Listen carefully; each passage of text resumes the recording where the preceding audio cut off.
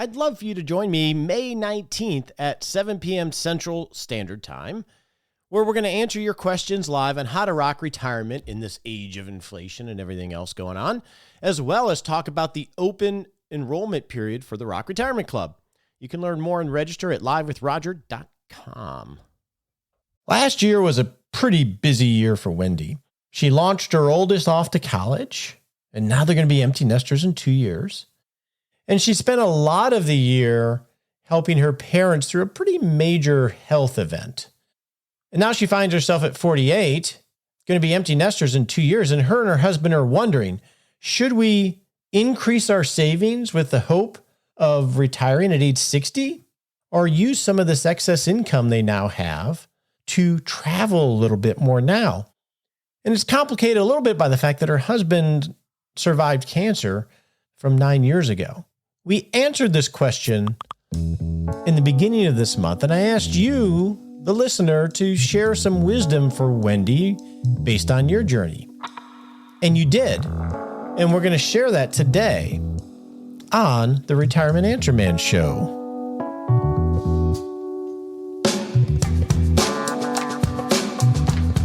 Well, hey there. Welcome to the show. My name is Roger Whitney. I am your host. Now, this show is dedicated to helping you not just survive retirement financially. Yes, that's important, but it's not enough. This show is dedicated to helping you have the confidence to truly rock retirement. And Wendy is struggling with this idea of rocking retirement, of living more now or delaying more for the future. And that's a negotiation we're all going to have for probably the rest of our lives. And so we're going to share some wisdom from listeners. But before we do that, I have just two quick announcements. Number one is next month, really next week, we're starting a month-long series on functional health, because it doesn't matter whether you get the money right and your dreams right. If you don't have the functional ability to do those things, what's the point? So we're going to bring in an expert, Dr. Bobby DuBose, to help frame how to create a functional health plan. This is going to be great. And then also on May 19th, we're going to have a live event via Zoom that I would love for you to join me on, where we're going to answer your questions on rocking retirement, inflation, and markets, and so forth. And we're also going to talk about the opening of the Rock Retirement Club starting on May 19th. It'll be open for about 6 days as we bring in a new cohort. And the Rock Retirement Club is an online community where we have on-demand world-class education to help you build your financial retirement plan. We have weekly meetups to get live coaching and get your questions answered. And we have a group of over 800 people that are just like you, in the same season of life, with the same spirit of wanting to make the most of it. So you want to learn more about that, go to livewithroger.com. So now let's get to some wisdom that some listeners have shared for Wendy. And you can listen to that question, which I answered on the beginning of this month, April 2022, if you want to hear my answer to it. Now, I do want to preface this, Wendy, and everybody else, that there is no right answer to this. I can give you perspective that I think you take in and discard what you don't like. And that's the same thing with the listener comments that I'm going to share, is they don't know anything about you. They don't know the details, your history, your priorities as a family. Those are helpful hints in education as well. You and your husband are only going to know the right answer, and you want to think through it in an organized way. And that's what a planning process is for, ultimately to get to the best judgment for you today. So just to set that table. Now, our first comment comes from Dean, and he doesn't think $1 million is enough at age 50 to be able to get you to retirement at age 60. And he brings up a number of points in terms of you have long-term care to think about, you have health insurance before Medicare, and he would recommend saving as much as you can, and then you can determine when you can retire later on. And so it sounds like his vote would be to save as much as you can. His only caveat to that was, if you don't think you're going to be healthy enough to travel or do the things that you want to do in your 60s, then maybe you do a little bit more now. But it sounds like he's a little bit more concerned on the money side, which is totally understandable. Now, Craig says, I retired at 62. I regret not working a couple more years and maxing out my time off while I was working from home. Looking back, I would have reduced my 401k contributions from maxing out to cover the match, would have been bringing home more money than any time in my career. After 15 months in retirement, I think I will be looking for part-time work until my wife retires in a couple of years, partially for the cash, but mainly because I'm bored. So Craig's wisdom is he wish he would have slowed down his savings and had a little bit more money coming home because he's finding himself bored in retirement. And that's not unusual, Craig, by the way.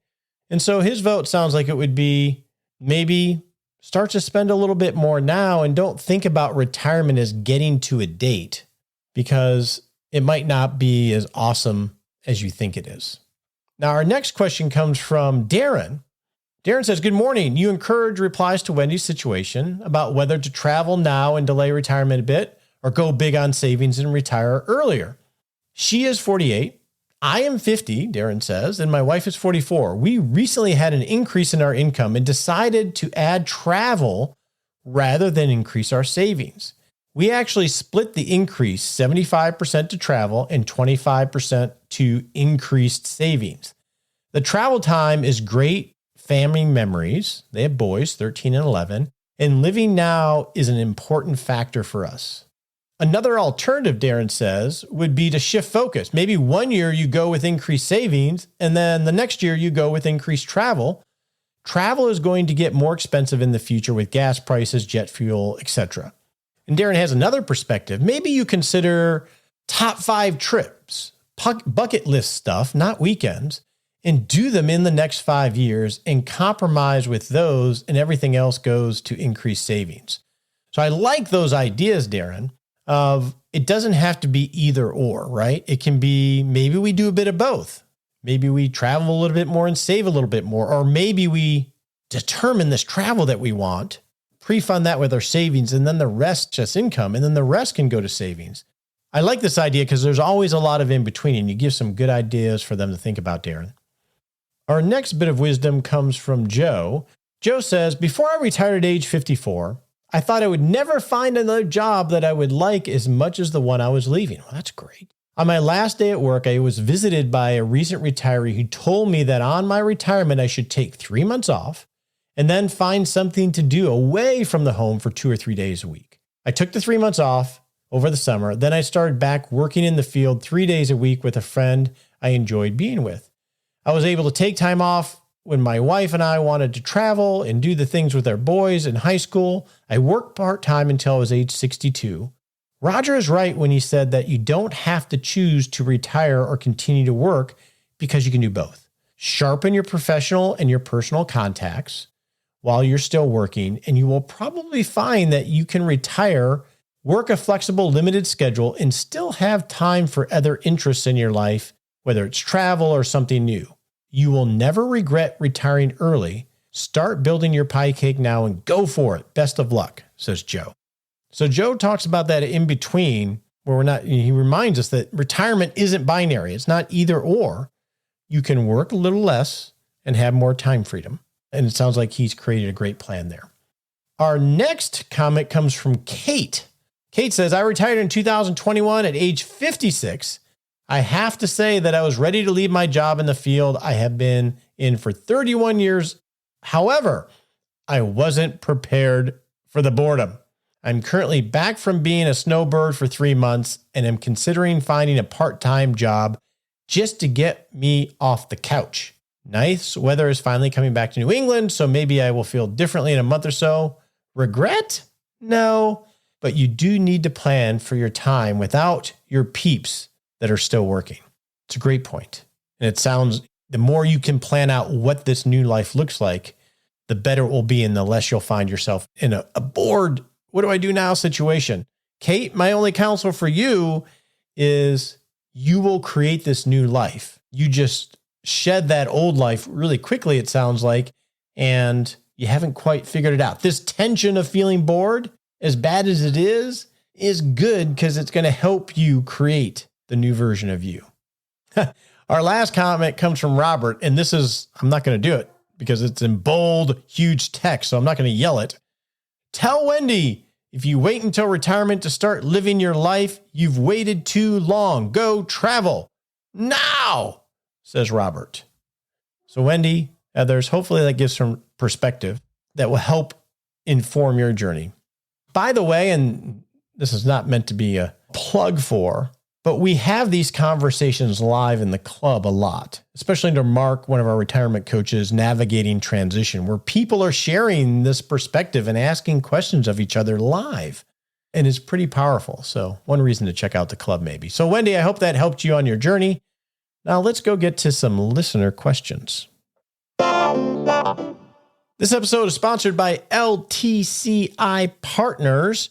They are an independent insurance agency that help people navigate long-term care insurance. Long-term care is one of those risks we want to make sure we address in an organized way. And if you go to ltcipartners.com/RAM, you can click on the Get Quote button, and it'll ask you a basic questionnaire and then send you sample policies and the cost of what long-term care policies might be for you in a very easy way so you can gather more information. So when you're addressing your long-term care risk in retirement, check out ltcipartners.com/RAM.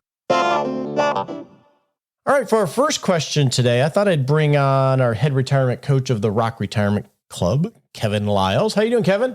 Good, Roger. All right, I got a good non-financial question for you. You ready? I love it. All right. This comes from Steve about a blended retirement. He says, I'm 54 and retired from my corporate career last year. So you are off the hamster wheel. I don't want to go back to 24/7 corporate hamster wheel. What are some examples of how people have blended retirement living with things they love and enjoy? And it sounds like he's interested in maybe consulting, advisory work. It wasn't really clear whether he cared whether he got paid or not. But what do you do if you're not really ready to quote unquote retire like grandpa did and you're still young? That's a great question. Thanks for that question, Steve. You know, Roger, I think that you don't have to work in retirement, but a lot of retirement coaches actually think you have to. You need something to keep that drive up. And I see a lot of people, there are lots of ways to do it. You can consult in the same field, which is sort of what Steve, I think, was talking about there. Other people, and I did this, as you know, like to pursue a different field, if you will. And that's when I took up retirement planning and retirement coaching. That was completely new to me after my career, my first career. I just wanted to learn something new. So I think that's great. But Steve also asked about doing work with respect to things that you really enjoy. And I think of several of our members in the Roth Retirement Club. We have one member, and some of these are volunteer positions, others are paid. One member helps keep up trails in national parks. So he goes out hiking and, I don't know, picks up trash or helps clear trails. And that's a great activity. It combines exercise with volunteer work for a cause he likes. We have another member who I just love. She took up balloon twisting as a second or third career. And believe it or not, Roger, did you know we have balloon twisting conventions? I knew it after meeting her. Exactly. She goes to 2 or 3 day balloon twisting conventions, but then she goes home and she does balloon twisting for children's parties or corporate events. And think of that. How great is that to be able to do that and make a little pocket spending money? So I think that's great. We had another member who loved golf and was passionate about golf, who 2 or 3 days a week would go out and ranger on the golf course and pick up golf balls from the driving range in exchange for his ability to play on the days he wasn't working. That sounds like a great retirement job for like a drill sergeant. You get to drive around and just yell at people. Hey, get off. Exactly. Hurry up, pick it up.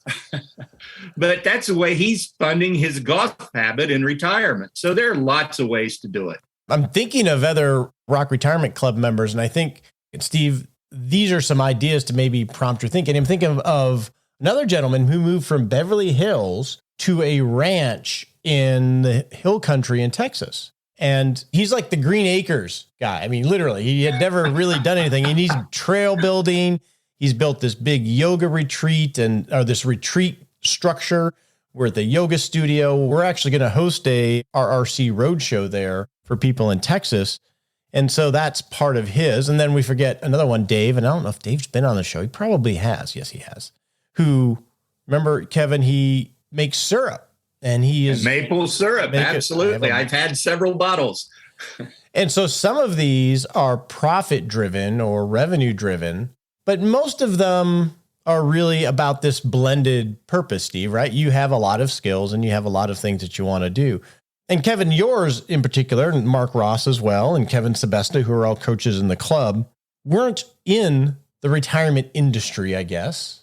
You were an attorney. Mark was a leader in a municipality. Kevin was a software guy. And you've blended, because I asked you right before we started chatting, because you always look so relaxed. I'm like, Kevin, how many hours a week do you work? And you acted like it wasn't work at all. Yeah, it's really not. And that, Steve, is the way to think about it. If you don't need to make the money to make your plan work, then figure out what will give you meaning and purpose and go pursue that. I really enjoy talking to our members, helping them out with this transition, as well as learning a new field. Those two things really appealed to me. And I think that adds significantly to my retirement, having that activity to do. Yeah, I think one of the cautions, I think we talked about this on the show last week, Kevin, was I'm calling it the retirement tailwind, which is we've had this huge, decade plus of great markets. That's a tailwind. But we've also had some of the good that has come out of COVID is remote work. Yeah. And a really constrained workforce. And companies are in more of a position than they've ever been to want to keep you at whatever they can get from you. And one thing around that I've discovered in my practice with clients that I've worked with is that if you're going to entertain the consulting, all those types of things, I have found people have enjoyed more having compartmentalized obligations rather than an ongoing obligation that can expand beyond what you originally intended. Yeah, that's right. You do have to watch that because we've talked to some members who felt like they got in over their heads on some of these things. A lot of us, when we retire from our primary career, have that entrepreneurial itch. And I encourage that. That's a great thing to do in retirement, as long as you put proper boundaries around it, both from a time standpoint as well as a financial standpoint. I don't want you mortgaging your whole 401k account on a new venture. That's probably not a good thing to do. As a lifelong entrepreneur, that is something I've seen time and time again on the money front, Kevin. Especially our generation think about setting up the business rather than being very lean. And in today's environment, you don't need to have a lot of capital to set up most businesses or a lot of businesses, unlike a franchise or something like that. So, yeah, and the same thing applies to your own time and an investment of energy in it. Is just make sure you're not shortchanging the other aspects of your life and your retirement in pursuit of that. Yeah, and that's the risk, because that's going to be the muscle that's most developed, is to go back and work again. You're going to feel most comfortable there, Steve, and being uncomfortable, being idle might be healthy for a little bit. So thanks for coming on, Kevin, and help me answer that question. Great. Thanks, Roger.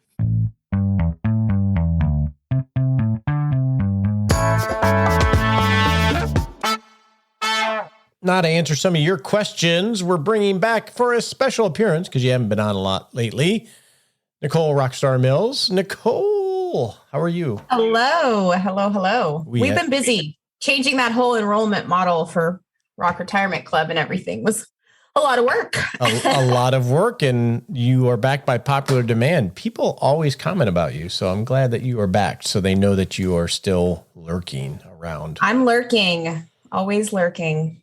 Now, next month, the theme for the entire month is functional health.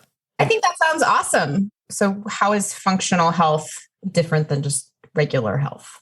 Functional health is very specific to work with the end in mind, to do the things to set yourself up to be able to do things you want to do in the future. I like that. Yes. It's less about how you look in the mirror and how thin. So not about getting 6-pack abs, but can I hike with my grandkids when we go to the state park kind of thing? Bingo, right? Okay. Bingo. And the reason I brought that up is obviously it's an important topic, but for some youngins like you, this isn't on your radar, right? And it should be. Kind of is. It seems a lot more achievable to make sure I can hike than to have six-pack abs. Yes. I actually met a lady the other day who has six-pack abs. Congratulations to her. Lauren Diggs. She may come on the show at some point. She was an Olympian, a silver medal in bobsled. Wow. Yeah, she's really cool. I'm guessing she's not from around here. She lives in California. I think she was a collegiate volleyball player. And I think a lot of volleyball and track and field, they second as bobsled teammates because they're the pushers to get everything going. This is fascinating. I would never have guessed that. Like Herschel Walker, who is from Texas, he was in a bobsled. I think he competed in the Olympics in bobsled, and he was like the pusher, so not the steerer. So anyway, we have a lot of questions today. So why don't we get started? We do. And our first question, I'm sure will be top of mind for everybody because inflation is right now. So we got a question from Jim, and he said, I was intrigued during your podcast on inflation when you mentioned taking on debt as a hedge. Thanks to a generous severance from my former employer and the sale of a property, we were able to build our home with cash. For the first time I can remember, we have no mortgage debt. Now your comment has me thinking about getting a small mortgage on our new house and investing in a couple of multifamily real estate syndicate opportunities and other inflation-proof investments. I would really appreciate your thoughts on this strategy. So Jim's referring to episode 423, which was part of the month-long series on inflation and retirement. And in that episode, we talked about 7 ways to fight inflation. And there are a lot of things you can do to fight inflation during your retirement. There are I bonds, which are inflation-protected bonds that you buy directly at the U.S. Treasury, treasurydirect.gov, I believe. Treasury inflation-protected securities, which are called TIPS, which are a type of bond that protects against inflation. Holding money market funds as interest rates rise, using more debt to buy things with the theory, and this is what I think you're referring to, Jim, using debt to buy things rather than cash, because by putting debt on it, if we have inflation, asset values of various sorts will inflate, and the value of the dollar will go down, but you'll still have the same payment. Now, I would be careful with that one, Jim, when it comes to a mortgage. The value of using debt is it does give you money to do other things, right? Because you don't have that huge capital outflow to, in this case, your house, but you do have the guaranteed payments that you have to make no matter what. And there's always the risk of what we call execution risk. If you take debt on your house and you have all this money and you go invest it, say to buy rental properties or income properties, the execution risk is that you mess that up, or it doesn't work out the way that you want. And so you miss that opportunity and you still have the debt. So I would be careful about that one. My choice right now at 55 and planning on working a long period of time was not to pay off my mortgage. I think I mentioned that in that episode. But for you at retirement, for someone in your shoes, I've actually walked this journey and figuring this out with people one-on-one in my practice. And for some, we chose to use debt. And for others, we chose just to pay off the house. I like the idea of being debt-free because now you don't have those payments. So I would be careful in thinking that this is going to sort of help inflation-proof your retirement. You really can't inflation-proof your retirement. You just want to set yourself up for success for you and try to do little things. And I'd be careful about adding debt if it was something that is going to make you more uncomfortable, even though intellectually you think it might be a good idea. One last thought on that too, Jim, is that, be aware if you decide to take on debt, you're going to have fees. You're going to have the interest rate cost. You're going to have loan origination fees and appraisal fees, and that might far outweigh whatever potential value you could have. So I'd be careful and come up with a strategy that fits you and sets yourself up so you actually have the confidence to do the things that you want to do. I think we have another inflation-related one, right? It's just a hot topic right now. So our next question is from Garth, and he says, you often hear about gold being a hedge against inflation, but does that really work in practice? I mean, if you're buying gold, it means you either have cash available that was not invested or that you sell investments to buy the gold. Then once you have the gold, at some point you'll have to sell it in order to get cash for spending. This appears to me to be a market timing type of activity, but maybe I'm missing something. I am more in line with your thinking, Garth. Gold traditionally has been a hedge against inflation, and it could be in the future. But the problem with gold is that it has a market beyond just simply an inflation hedge. It's a little bit more of a fear trade because it has this reputation as being a safe haven during turbulent times, inflation-wise, for sure. I don't have gold as part of any portfolios that I manage for clients or for myself. So I don't have a position on using gold. I think it makes sense in theory when we look back to the gold standard, but it's going to be driven by market forces because there isn't a lot of utility to gold. It is a precious metal, and the only utility from a pricing perspective is really what people value on it. So it's a perception thing. And you're correct. You're going to have to sell things in order to buy it. It's not going to give you any dividends. It's not going to have stock buybacks. It's not going to have earnings that will increase its value. It's only valued based on what people think it's worth. This made me think of the other day, Nicole and Garth. I was talking to my son when we were down in Austin, and he is really into these magic cards. And he got a shipment to his house, and he was worried that the shipment hadn't arrived. It looked like it was signed, and he was freaked out about it because these cards were fairly expensive. I won't say how much, but they, similar to baseball cards, their value is the perception of what the value is. I don't want to say the amount because I want to respect my son, but it was a lot of money for these magic cards, which are cardboard, just like a baseball card. And he's telling me, yeah, but Dad, they're worth a lot of money because they're rare and people like them. I feel this way about gold. Gold is only worth what people are willing to pay for it because it doesn't have any utility outside of that. So I'm in your camp, Garth. I'm not big into using gold as an inflation hedge. That said, and this doesn't sound like you, Garth, if you're motivated to buy a little bit of gold or cryptocurrency and it will make you feel better, do it in very small moderation. I had this conversation with a client who's really, getting into crypto and talking to me about it. If it's not the main dish and you just want to have it as a small side, I am totally not opposed to that because it'll help in the psychological game. So from that perspective, we just don't want to make it a main dish when we're trying to battle inflation in retirement, in my opinion. That makes sense. What do you think about gold? Do you only need gold there, Nicole? I don't.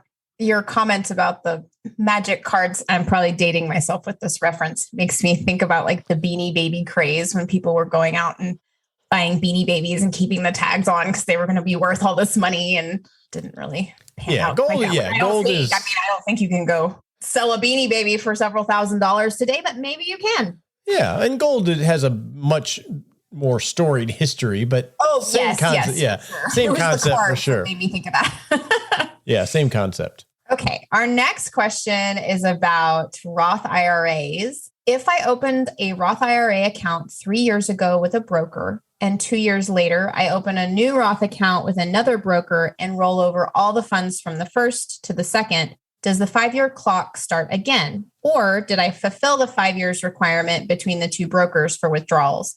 I'm over 59 and a half years of age. Well, that's a good question, Otto, related to the 5-year rule in Roth IRAs. And what Otto's referring to is with an IRA, there is a 5-year rule related to when you can take out earnings from an account. And they can get pretty complicated depending on whether it's a contributory Roth IRA or you're doing a Roth conversion or whether it's an inherited. But for simplicity, Otto, in your situation, you established this Roth IRA about 3.5 years ago. And then you opened another Roth IRA here recently and then moved the money from your original Roth to this Roth. So you can always take out the contributions that you've made to a Roth IRA, but the 5-year rule is going to apply to the earnings.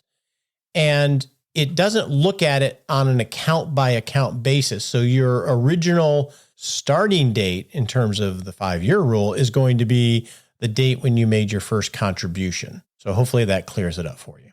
And to clarify on that contribution, it's the initial tax year that you made that first contribution. So hopefully that helps clear that up for you, Otto. Alrighty, we have another Roth question, the perennially popular Roths. This one is from Ruth, and she says, I've left my employer and now I'm working for someone else. I had a 401k there that I'd like to roll over to a Roth that has $250,000 in it. I'm 66, plan to retire in 2024 and start my RMDs in 2028. I'll be taking Social Security in 2026 at age 70. Do I need to move all the monies in the 401k prior to retiring? Okay, Ruth. So it sounds like you have this 401k at an employer that you want to move to a Roth IRA. Now, you didn't specify, but I'm assuming that the 401k assets are pre-tax contributions. So they're not Roth contributions, because we can have those in 401ks now. So functionally, you'd want to move those monies to an individual IRA. Then you can convert all or some of that to a Roth IRA after it's within that IRA. And when you convert that rollover IRA that is still a pre-tax account to a Roth IRA, you're going to realize the conversion amount as taxable income. So it's important to understand that, assuming we're talking about pre-tax dollars here. Now, do you need to do any of this before you retire? Not necessarily. You're 66 today. You do need to realize that when you do this, it could impact some of your benefits in terms of Social Security and Medicare and things like that. So you'll want to make sure you factor that into your planning, because that may change your planning a little bit. If you're 66 to where you don't do the entire 250 in 1 year, you may space that out over a number of years in order to make sure that you don't get hit with a tax somewhere else. So you wouldn't directly do it from a 401k. You probably would do that to an IRA and then determine how much, if any, you want to convert to a 401k. Or excuse me, to a Roth. The Roth conversions are not one of those IRMA exceptions, correct? No, they are not. Right. Okay. No, they are not. IRMA is related to it's a Medicare surcharge, and we've talked about that on the show before. Okay, our next question is from Roy, who wants to know, he's got some stock options and is thinking of buying a second home. So his options expire in January of 23 and have an exercisable value of 1.2 million that will be taxed at a rate of 48%. So he's thinking about exercising the options and using the proceeds to close on a second home.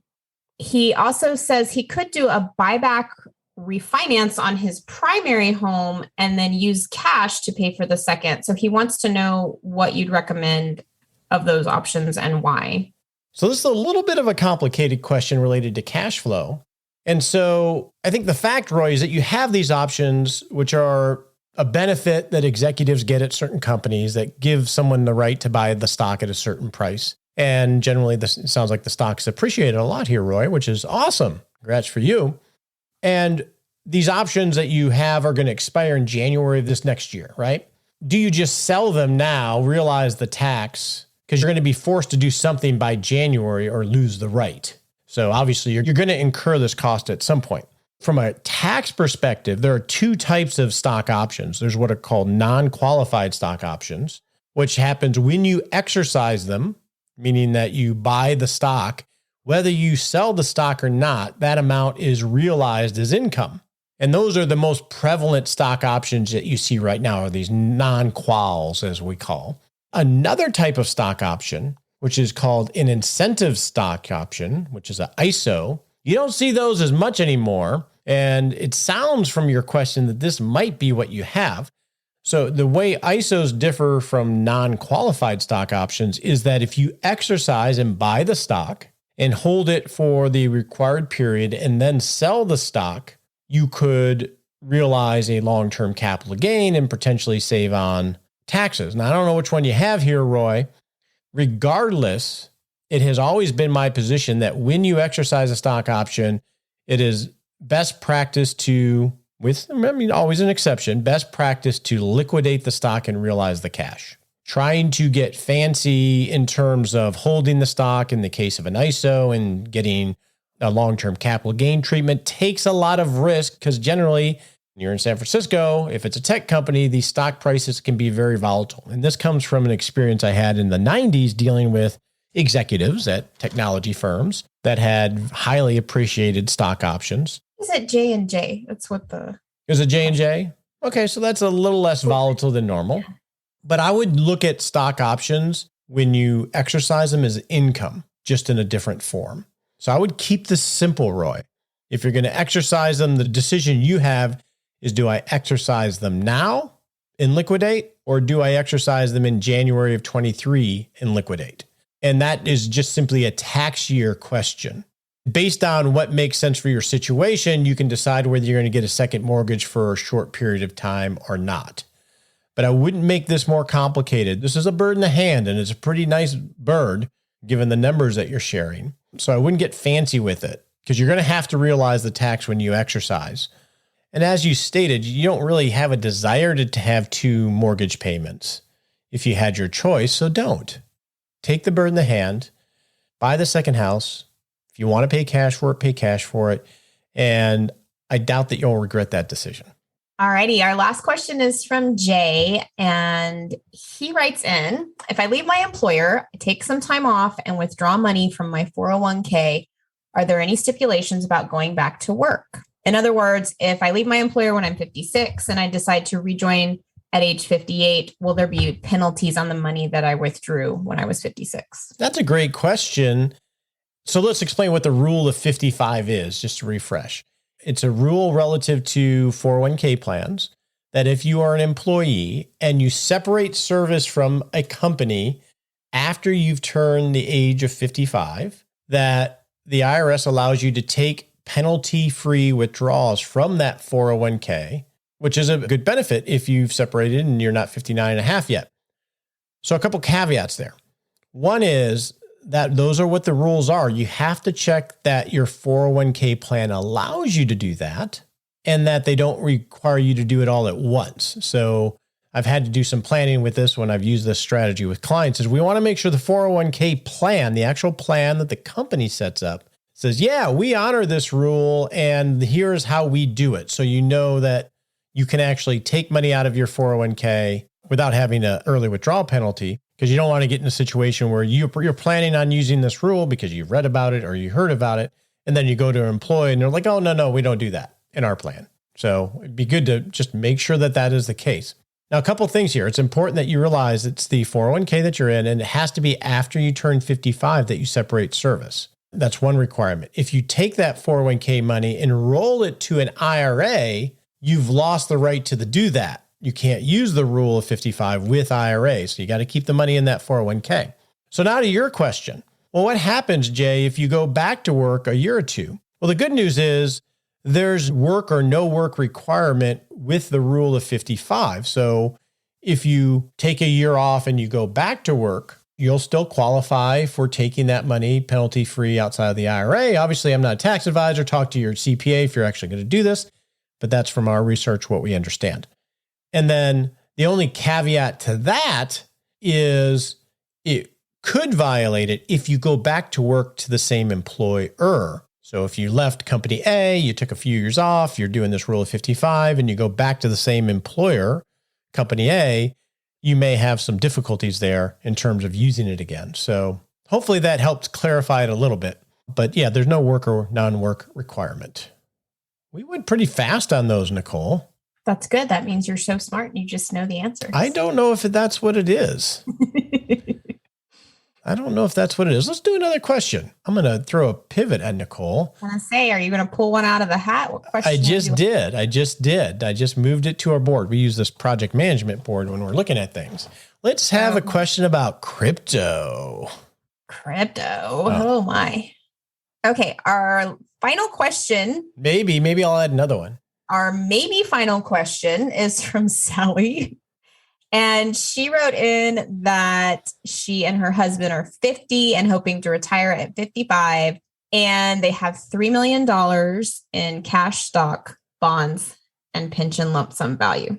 So she's trying to consolidate, but no matter how hard she tries, she's got a bunch of accounts. She's got HSAs and 401ks and Roths, a pension balance on her HR system, all kinds of stuff.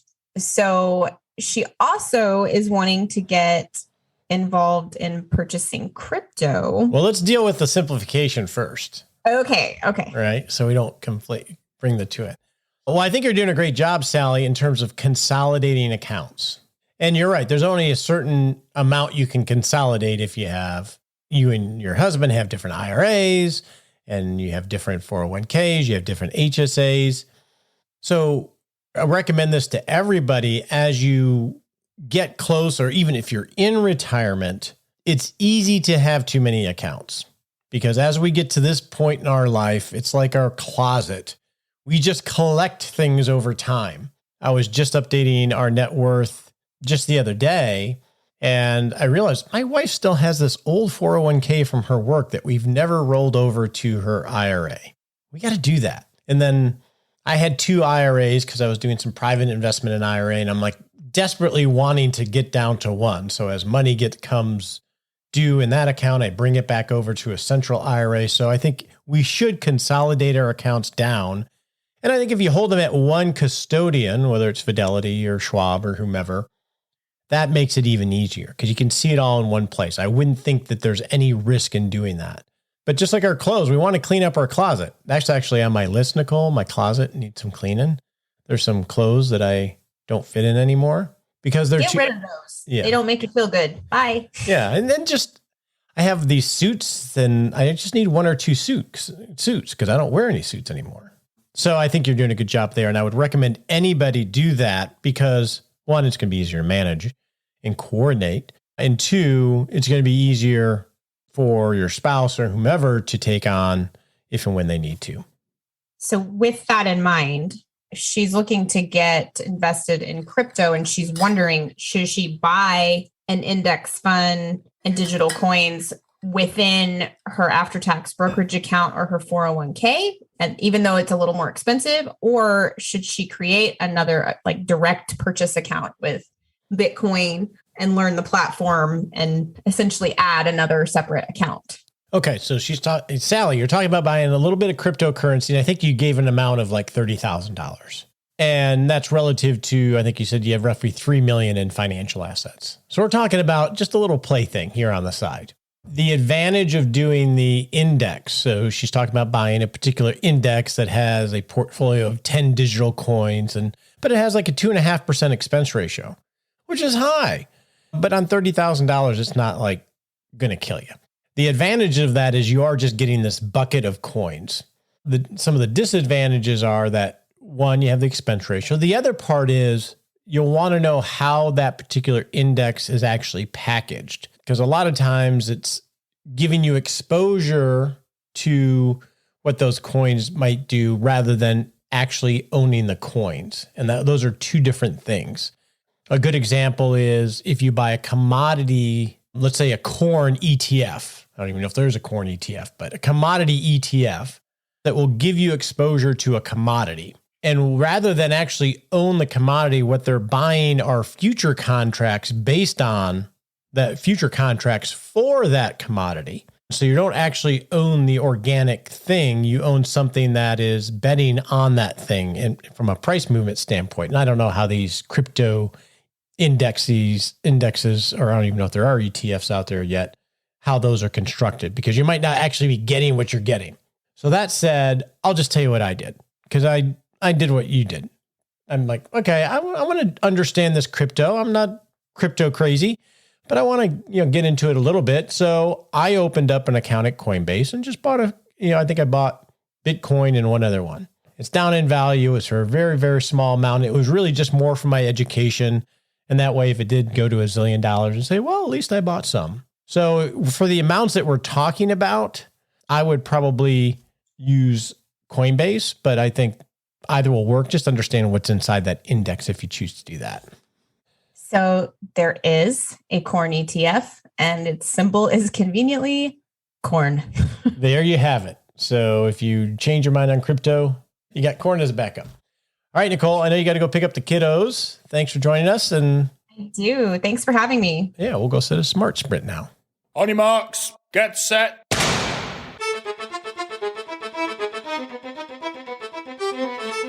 And we're off to set a little baby step that we can take in the next 7 days to not just rock retirement, but rock life.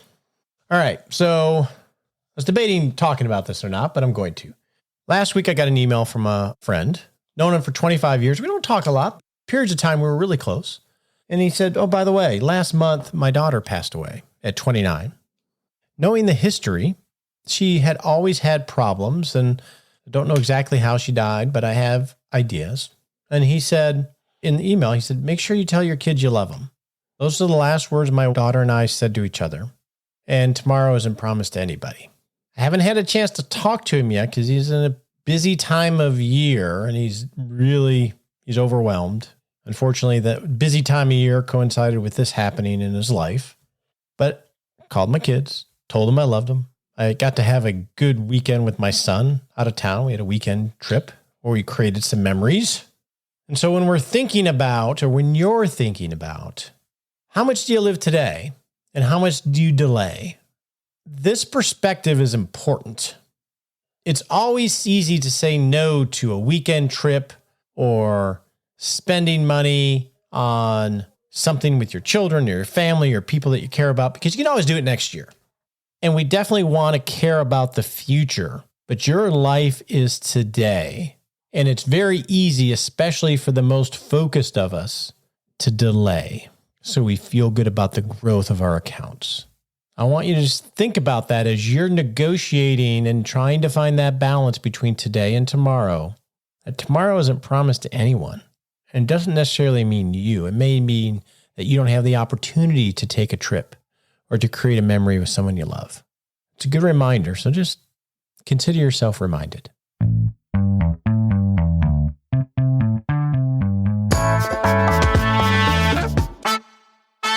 I'm going to take this opportunity to tell you, having the privilege to chat with you every week for the last 8 years has changed my life. You've changed my life. The emails I get, the conversations that I have, you've changed my life for the better, and I want to thank you. Now go have a great day.